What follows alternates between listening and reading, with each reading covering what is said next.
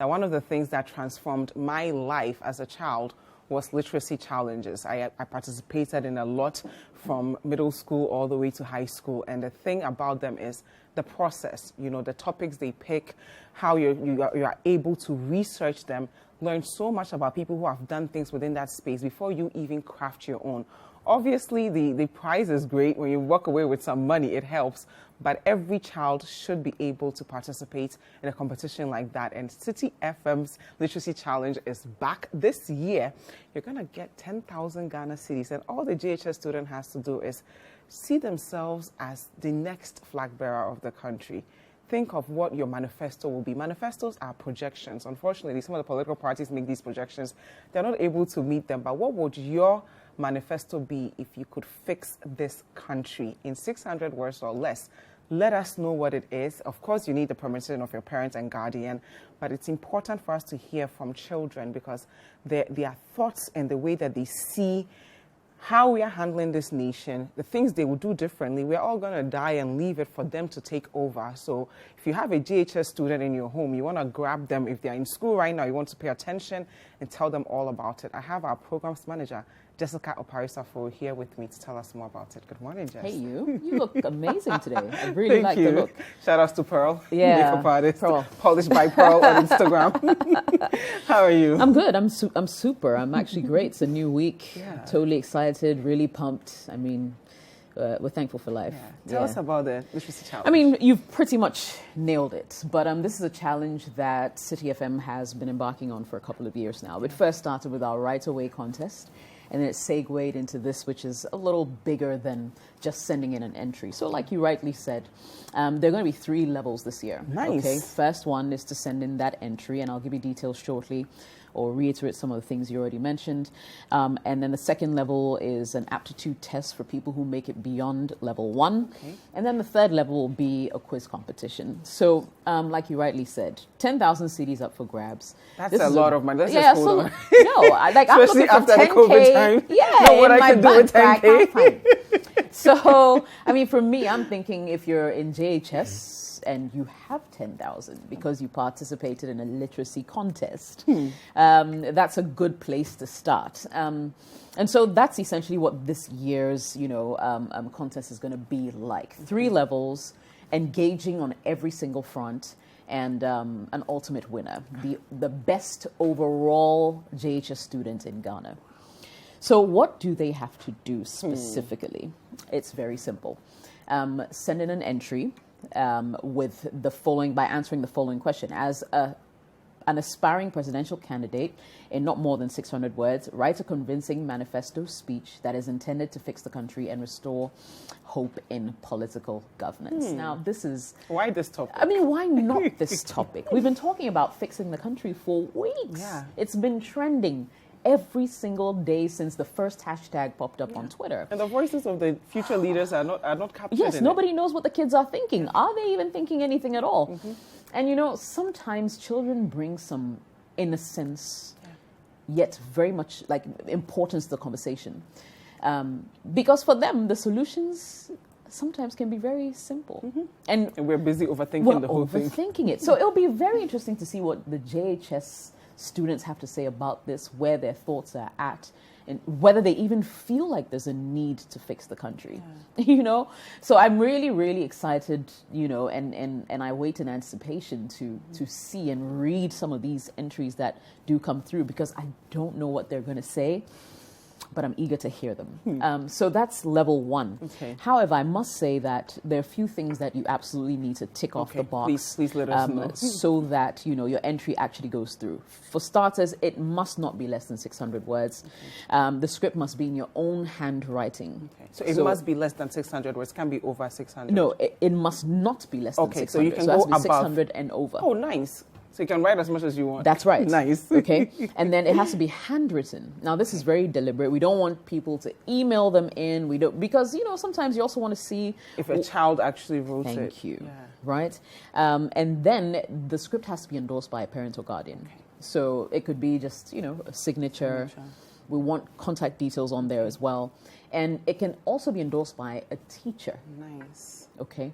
So typically we want it to be really easy to be able to rope the kids into the next level should they make it into the next level. And we want parents to be well aware that this is what their children are doing, so they can back them up as well. And how important is that to get that support from your parents, from your teachers, to be able to do something like this? You know what it's like. I mean, if you were going on your own, doing something on everybody else's blind side, who's it going to benefit, really?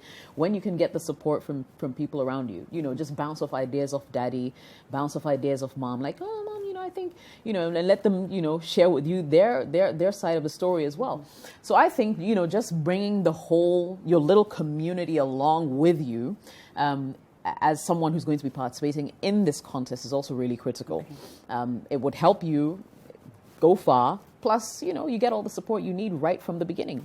Okay, so once you're done with that, you also need to ensure that your script has full contact details, right? Because if you make it through, we don't want to now be mentioning your name on air. We're looking for and we do that sometimes. You know what I mean? Because it's a nationwide contest, so it's not just for kids in Accra. It's kids in private schools. Yes. Anywhere you are. So far as you're in JHS. That's good. You can participate in this contest. So contact information, that's your number, phone number if you have it. Yes. Email, anything at all that can help us. Yes. But don't go and draw your house and those the things they make you do when you go to the bank. Exactly. How do we don't find need you? any of that. We don't need that. Just your number. Contact details. A phone that, you know, of course, stays on, you know, is pretty much good to go. Now, once you're done writing, there are two ways to get the scripts to us. Now, if you live in Accra, chances are it's easy for you to just drop it off at City FM or City TV, our premises, the front desk. Alternatively, if you're in the regions, no problem, you can send it in via post. Nice. To P.O. Box GP 14123 Accra Central. So you just write the Literacy Challenge, P.O. Box GP 14123 Accra Central, comes right to us. And what's going to happen after this is we'll put all the scripts together, hand them over to external examiners who will go through the scripts and whittle the numbers down to the top 50. Charlie. It's not going to be an easy job, but some way, somehow, they're going to have to do it. Now, once they're done with that, we move to level 2, which is an aptitude test. Ooh. General knowledge aptitude test. And these can be really, really exciting. Yeah. It will cover everything. Yes, we will find a location, which we will communicate later. COVID-19 protocols observed. And get the kids in, all 50 of them, to write this aptitude test in a certain amount of time. And it's usually fun because you get to meet all the other participants, right? And you have fun. And I mean, in previous years, we've even facilitated the trip down to the capital for kids who made it from, say, the northern region. Wow. You know, and that was really, really exciting. So we're going to do that again this year. And then after the aptitude test, only 10 kids make it beyond that level. Now, they will be competing in a quiz competition, head to head. This is me, this is you, this is everybody sitting down with a quiz master, and it's going to be exciting to watch and witness.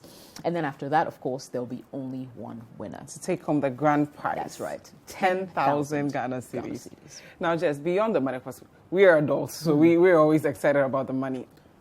The process, how beneficial is this for JHS students? They are now thinking about their place in the world, their purpose, what they should do, to go through this process of getting their voices heard, participating in the aptitude test, and also engaging in a quiz competition as far as developing their skill set for the world. How important for me, I always say that challenges bring the best out of us. And you never know how good you can be or how far you can go unless you are challenged. So for me, I mean, just on that very basic level, it's like, because, I mean, think about it. If you're going to take part in this, you need to start putting your ideas together on paper, fleshing them out, and you need to give yourself time. Yes, do some research, speak to people. What do they think? Go into the news, go on social media. What have people said? You know, so just the research, the putting all the ideas together, the maybe getting your first draft, waiting until, and the pride. Yes, and then coming back to copy it again into the final draft, submitting it, going through the process, the aptitude test. I mean, by the time you go through the mill, you will be very well deserving, of whatever title you get. And really, if you make it into the top 10, you're already a winner. It means the whole of Ghana You are one of 10 children who are brilliant. And for me, that's there's no bigger reward than that. And especially at that level. So, you know, I think it's just great. You know, if children participate in this, you're honing your skills on several levels, you know, gathering information, putting your thoughts into writing. It's just amazing. And for parents out there, how important is it to engage your kids in this, helping them with their whole process? Yeah, it's even a really good bonding experience. Absolutely. And, you know, I get it that parents today, you know, you have to wake up early if you're going to be able to beat the traffic, get the kids in school, blah, blah, blah. But I think it gives people an opportunity, or parents an opportunity, to really sit down with their children and hear their thoughts as well. Because here you are with your, say, 10 to 14-year-old, I'm guessing, you know, and just picking their minds really on conversations that have been happening on radio, on TV, in the newspapers, online, just to see what they actually think. And I think a lot of parents are going to be up for a big surprise because some of us tend to really underestimate these kids. And but they have a lot to say. They see, they hear, they have friends, they have their own conversations on their level. And it's competitions like these that bring it out. So for parents, it's a unique opportunity to really engage your children because I know some of them will be going on break soon. You know, what are they going to be doing during the holiday? Have them sit down and put their thoughts on paper. I love it. Where do we find more information? So for more information, you can actually call 0205-973-973. That's 0205-973-973. Or call our front desk, or better yet, go to our website, citynewsroom.com, and you'll find all you need to do on the Literacy Challenge 2021. Now, is there a deadline? Yes, the deadline for submission of entries is Friday, the 25th of June. So that's for level 1. Deadline, Friday, 25th June. So make sure you get your entries to us before then. That means you have just 1 month to go. Yes. And if you know anything about writing, you need to start early to work on the whole process. Like Jess said, between your first draft and your final draft, you would need to put in a lot of work. So don't wait till 20th June because then you'll be overwhelmed. This isn't something you want to procrastinate with. It's a beautiful process, and if you start early, you will thoroughly enjoy it. So if there are any JHS students out there, I really want you to take full advantage of this because you'll be curious about things that you've never heard of. You'll be able to now approach teachers that you've probably been intimidated by and ask them, what do you think about this? I'm doing this, then I'm writing this piece. It's a beautiful thing to experience. Forget about the money. It's a great bonus, but the process alone is gratifying. So please, the Literacy Challenge, go to citynewsroom.com to find out more information, and let's receive those beautiful entries